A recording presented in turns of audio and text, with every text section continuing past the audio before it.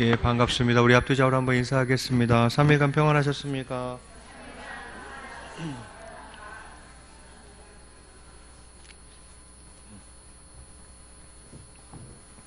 이제 기온이 이제 영하로 떨어지는 때가 된 것 같아요. 그래서 하여튼 늘 건강에 유의해 주시기를 바라겠습니다.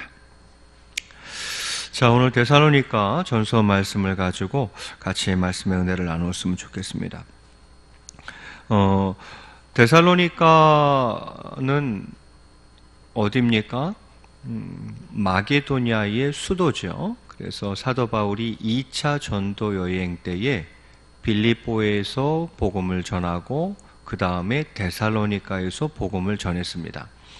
그러니 데살로니가에서는 하도 핍박이 심해가지고 3주밖에 못 있었어요. 3주밖에 못 있었는데 어쨌든 그 3주 동안에 예수님을 영접하고 복음을 받아들인 사람들을 통해서 이제 교회가 형성이 된 거죠. 자, 이 데살로니가 교회에 사도 바울이 편지를 써서 보내고 있는 것이 바로 데살로니가 전후서가 되겠습니다. 자, 이런 예비 지식을 가지고 한번 오늘 편지의 내용을 한번 보겠습니다. 1절에 보니까 형제들아 우리가 너희 가운데 들어가는 것이 헛되지 않은 줄을 너희가 친히 아나니 이렇게 되어 있습니다.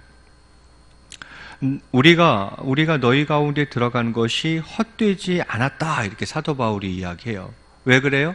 뭐 3주밖에 못 있었지만 그래도 우리가 거기에 들어가서 복음을 전했고 그래서 너희가 예수님을 영접하게 됐고 이렇게 교회가 세워지고 또 잘 성장하고 있으니 정말 그 사역이 헛되지 않았노라고 그렇게 이야기를 하고 있고 내가 아는 바요 너희가 아는 바다 그 사역은 헛되지 않았다 이제 이렇게 사도 바울이 이야기하고 있는 것이죠.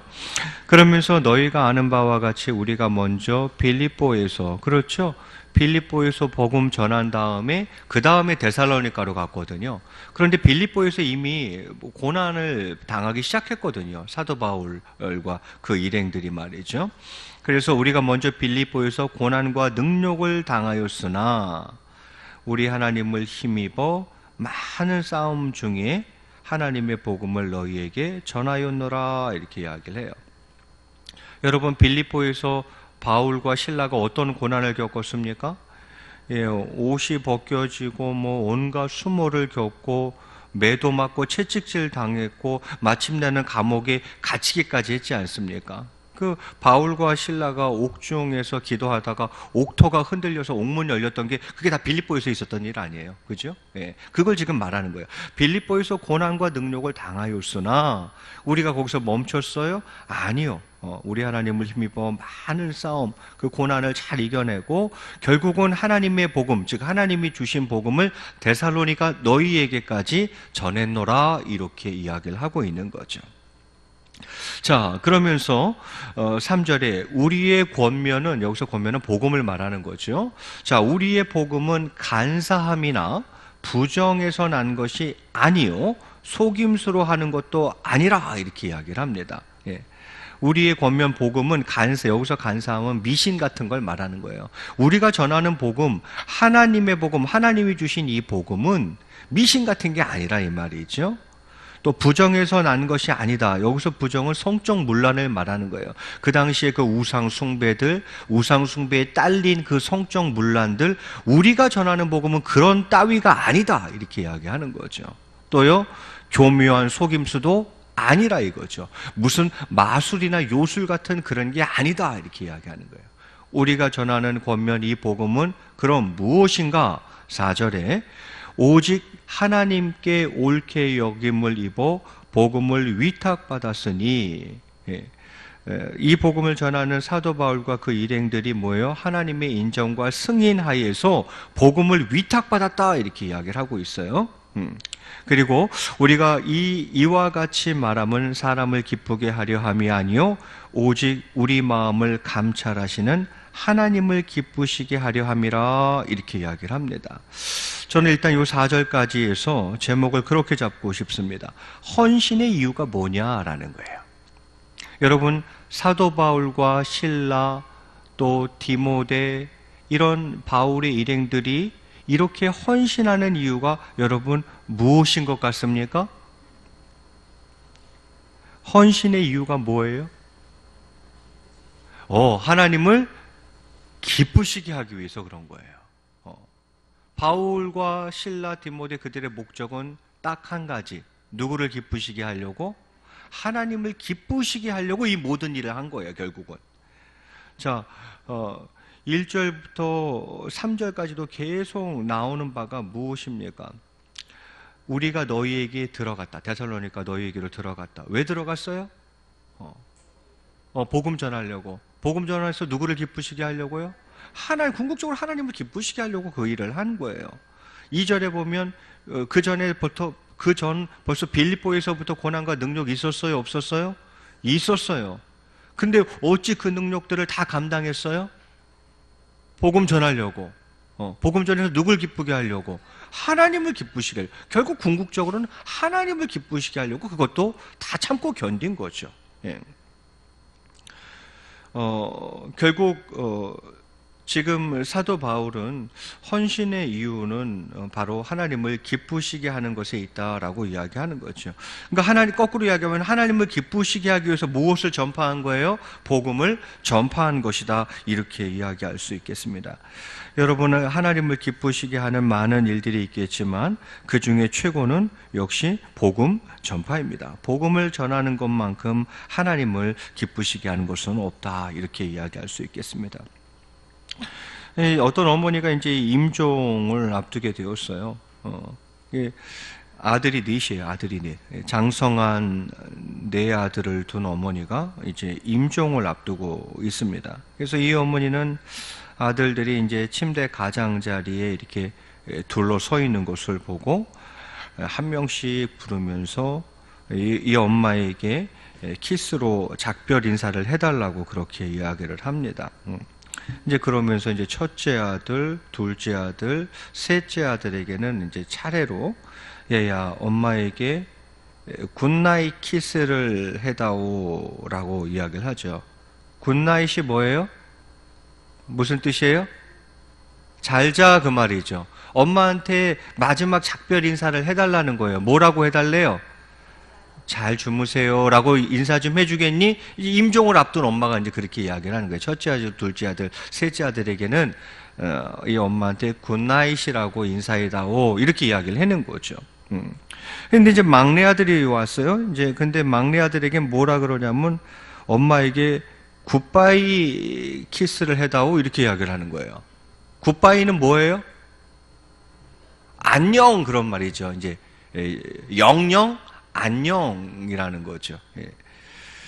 그렇게 하시는 거예요. 그래서 막내 아들이 이상한 생각이 들어서 어머니에게 묻죠. 어머니 왜 형들은 굿나잇 잘 주무세요 이렇게 인사를 하라 그러고 왜 나에게는 굿바이 안녕 이렇게 인사를 하라고 하십니까? 어머니한테 묻습니다. 그러자 어머니가 마지막 남은 힘을 다해서 막내 아들에게 이야기합니다. 너의 형들은 이제 머지않아 저 영광스러운 천국에서 다시 엄마와 만나지만 너와는 이게 마지막이 될 것 같구나 그렇게 이야기를 합니다. 그러자 막내 아들이 다시 묻습니다. 아니 그게 무슨 말씀이세요 어머니? 그건 엄마가 너한테 예수 그리스도를 믿으라고 여러 번 간곡히 전도했지만 끝내 너는 네 고집대로 세상 길로 가버렸기 때문에 엄마는 너를 다시 만날 수가 없어. 그래서 형들과는 굿나잇이라고 작별을 했지만 다시 만날 거니까 엄마 잘 주무세요라고 인사를 하라고 했지만 너와는 그게 안 될 것 같다는 거죠. 그래서 뭐라고 인사하라는 거예요? 너는 굿바이라고 인사를 해라. 너를 내가 다시 만날 길이 이제는 없다는 거죠. 넌 지옥 갈 거고 난 천국 갈 거기 때문에 너와 나는 이제 이것으로 완전 끝이라는 거예요. 다시 볼 수 없으니까 너는 굿나잇이라고 얘기하지 말고 굿바이라고 인사를 하라고 어머니가 그렇게 얘기를 한 거죠. 어머니는 이제 슬픈 표정을 지어 보이면서 계속 말을 이었습니다. 하지만 이제라도 네가 예수님을 마음에 영접하면 형들과 같이 다시 천국에서 엄마를 만날 수 있을 거야 이렇게 이야기를 하죠. 이 말을 들어 이제 막내 아들이 그제서야 이제 눈물을 터뜨리면서 어머니 저도 굿나잇이라고 인사를 하겠어요 이렇게 이야기를 합니다. 그 말은 뭐예요? 예수님 믿을게요. 그래서 굿나잇이라고 엄마한테 인사를 하고 결국은 엄마를 떠나 보냅니다. 여러분, 여호와의 어머니는 그 믿지 않는 막내아들이 주님 품 안으로 돌아오기를 소망하면서 죽는 그 순간까지도 결국 예수 그리스도를 증거했죠. 예. 여러분, 이처럼 복음 전할 부탁을 받은 우리도 삶 속에서 마땅히 복음을 전해야 되지 않겠습니까? 왜요? 곧 그 길이 하나님을 기쁘시게 하는 길이기 때문이다라는 거죠. 오늘 사도 바울은 그렇게 이야기를 합니다. 내가 헌신하는 이유는 딱 한 가지다. 그건 하나님을 기쁘시게 하기 위해서 헌신하는 거다. 그럼 뭐가 하나님을 기쁘시게 하느냐? 복음 전파다. 딱 이렇게 간단하게 이야기하고 있어요. 예. 여러분, 일단 4절까지 말씀에서 드리고 싶은 말씀은 결국 우리가 헌신하는 이유는 나를 기쁘게 하기 위함도 아니고 다른 사람을 기쁘게 하기 위함도 아니고 교회를 기쁘게 하기 위함도 아닌 것입니다. 궁극적인 목적은 딱 한 가지, 하나님을 기쁘시게 하는 데 목적이 있는 거예요. 그러면은 무엇이 하나님을 가장 기쁘시게 하는 것인가를 또 생각해 봐야겠죠. 그것은 다름 아닙니다. 바로 복음을 증거하는 것입니다. 예수 그리스도를 전하는 것이죠. 여러분, 그것을 명확하게 기억하실 수 있기를 간절히 바라겠습니다. 자, 이제 두 번째로 5절부터 이렇게 시작되고 있습니다. 너희도 알거니와 우리가 아무 때에도 아첨하는 말이나 탐심의 탈을 쓰지 아니한 것을 하나님이 증언하시느니라. 또 사도 바울이 이런 얘기를 해요. 너희가 알거니와 우리가 아무 때에도 무슨 말을 하지 않았다고요? 아첨하는 말 하지 않았다. 그러니까 감언이설 하지 않았다라는 거죠. 여러분, 아첨이 뭐예요? 진실을 말하기보다 타인의 기분을 맞춰주는 말을 아첨이라 그럽니다. 그럼 왜 진실을 말하지 않고 타인의 기분을 맞춰주는 말을 합니까? 그것은 결국 자기의 사리사욕을 채우기 위함입니다. 사도 바울은 그렇게 고백합니다. 나는 한 번도 너희들을 향해서 아첨하지 않았다. 그 말은 내 사리사욕을 채우기 위해서 진실을 덮고 너희의 기분을 맞추는 말을 한 적은 없다. 이렇게 이야기하고 있는 거예요. 그 말은 바꿔 말하면 난 너에게 늘 무엇 말을 이야기했다? 진실만을 이야기했다. 이렇게 이야기하는 거죠. 또한 탐심의 탈을 쓰지 아니했다. 이렇게 이야기해요. 그 속에는 뭐가 가득한 거예요? 탐심이 가득한 거예요. 그런데 그것을 가리기 위해서 뭘 썼어요? 탈을 썼어요. 이것은 가면을 쓴 것을 말하는 거예요. 사도 바울은 복음을 전함에 있어서, 자, 다시 헌신하는 이유는 하나님을 기쁘시게 하기 위해서예요. 하나님을 기쁘시게 하는 것 중에 최고는 복음을 전하는 거예요. 이 복음을 전함에 있어서 나는 니네들 기분 맞춰준 적 없다. 이렇게 이야기하는 거예요. 나는 진실만을 이야기했다는 거예요. 그리고 내가 복음을 전함에 있어서 절대 개인적인 욕심을 가지고 한 적 없다 이거예요. 탐심의 탈을 쓴 적 없다 이렇게 이야기하는 거죠. 그걸 누가 안다? 하나님이 증언하시느니라. 사도 바울이 이렇게 이야기를 하는 거죠. 나는 오직 진실만을 이야기했고 사심 없이 탐심 없이 이야기했다라는 거죠. 그러면서 6절에 이렇게 이야기합니다. 또한 우리는 너희에게서든지 다른 이에게서든지 사람에게서는 영광을 구하지 아니하였노라. 이렇게 이야기를 하죠. 사도 바울은 사람의 영광을 구한 적이 있답니까? 없답니다. 사람에게서 영광을 얻으려고 한 적 난 없다. 이렇게 이야기를 하죠. 바울에게 있어서 사역의 주인공은 언제나 하나님이셨고 모든 사역의 목적은 하나님의 영광을 위한 것이었습니다. 자신의 영광을 구한 적이 없다라고 사도 바울은 이야기하고 있는 거예요. 이런 대목은 우리가 늘 조심해야 되는 부분입니다. 우리는 틈만 나면, 기회만 되면 나도 모르게 내가 드러나길 원하는 거예요. 모두가 그래요. 연애가 없어요. 자기 자신을 잘 말씀으로 성령으로 컨트롤하지 않고 있으면 순간 인정받고 싶은 거예요. 순간 내가 좀 드러났으면 좋겠는 거예요. 그게 툭툭 튀어나오는 거죠. 예. 그러면 어려워져요. 하나님이 드러나고 하나님의 영광이 드러나기를 바라야 되는데 자꾸 내가 인정받고 내가 드러나고 나에게 영광이 돌려졌으면 하는 그 마음이 컨트롤이 안 되면 절대 일꾼이 될 수 없어요. 그 훈련을 계속 해야 되는 거예요. 사도 바울은 자신 있게 이야기합니다. 나는 사람에게서 영광을 구하지 않았다. 이렇게 이야기를 하는 거죠. 자, 그러면서 7절에 뭐라 그럽니까? 우리는 그리스도의 사도로서 마땅히 권위를 주장할 수 있으나 그러나 도리어 너희 가운데에서 유순한 자가 되어 유모가 자기 자녀를 기름과 같이 하였으니 이렇게 이야기합니다. 예. 여러분, 모처럼 너희들을 길렀답니까? 유모가 자기 자녀를 기름같이 했다 이렇게 이야기를 하고 있어요. 유순한 자가 되어서, 유순한 자라는 것은 이제 그 동기, 순수한 동기, 사랑의 동기로 했다는 거죠. 사랑의 동기, 순수한 동기로 마치 유모가 자기 자녀를 기름같이. 유모가 뭐예요? 유모가 아기를 낳았어요. 그런데 엄마가 젖을 먹이지 않고 사람을 사서 젖을 먹여요. 그 사람을 뭐라 그래요? 유모라 그래요. 자, 그런데 여기 보세요. 유모가 자기 자녀를 기름과 같이 했다. 이 말은 그 유모도 자기 자식이 있겠어요? 없겠어요? 젖이 나오니까 그 말은 자기 자식이 있다는 거예요? 없다는 거예요? 있다는 거죠. 그런데 여러분 생각해 보세요. 유모가 남의 자식을 젖먹일 때와 진짜 자기가 낳은 친자식을 젖먹일 때가 같겠습니까? 다르겠습니까? 다르죠. 누구에게 더 정성껏 젖을 먹이겠어요? 자기가 낳은 친자식을 먹일 때 그렇게 하지 않겠습니까? 지금 그걸 말하는 거예요. 내가 너희를 대함, 데살로니가 교회의 너희 성도들을 대함이, 너희들을 향한 내 마음이 마치 이것과 같다. 유모가 자기 자식을 기름과 같이 내가 그렇게 했다라고 이야기를 하고 있는 것이죠. 이것은 복음 전파에 있어서 복음 전파뿐만이 아니라 거기에 사랑이 보태지고 있는 것을 보여주고 있어요. 마치 부모가 자식을 사랑하듯 내가 너희를 그렇게 사랑했노라 라고 이야기하는 거죠. 그리고 마지막 8절은 뭐라 그럽니까? 우리 8절은 같이 한번 읽겠습니다. 8절 시작.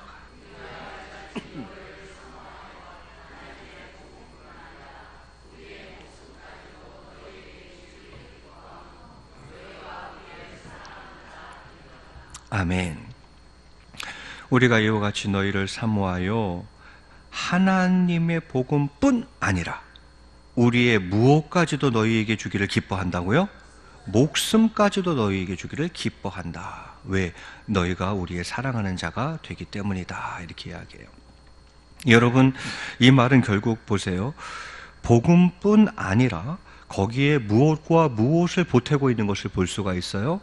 사랑과 헌신을 보태고 있는 것을 볼 수가 있어요. 사랑하되 뭐처럼 사랑해요? 유모가 자기 자녀를 기름같이 내가 너희를 그렇게 사랑한다는 거예요. 복음 전파에 사랑이 보태졌어요. 또 8절에 보니까 목까지도 너희에게 주는 걸 기뻐한다고요?